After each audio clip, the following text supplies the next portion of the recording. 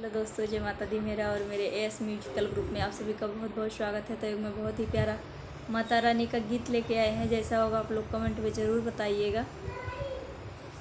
आज सकार कई द्या हमरो सपना मोरी मैया, आज सकार कई द्या हमरो सपना, एक बेरिया वासेरा वाली माँ हमार आंगना, एक बेरिया वासेरा वाली माँ हमार आंगना।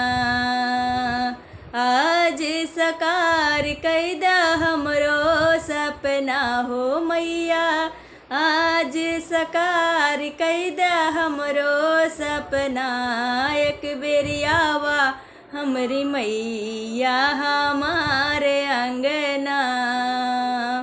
लाली चुनरिया में हमका छुपावा, लाली चुनरिया में हमका छुपावा, जिंदगी के सारी सन सदिया मिटावा, जिंदगी के सारी सन सदिया मिटावा। तू है छोड़ के हो ना दिखाई अपना हो मैया, तू है छोड़ के हो ना दिखाई अपना, एक बिरिया वासेरा वाली माँ हमारे अंगना, एक बिरिया वासेरा वाली माँ हमारे अंगना।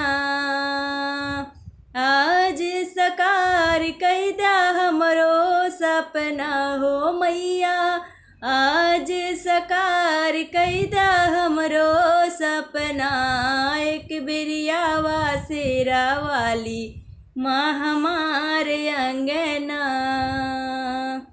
अपने कमल पर हमका उठावा, अपने कमल पर हमका उठावा, हमरो जनमोई पावन बनावा, हमरो जनमोई पावन बनावा।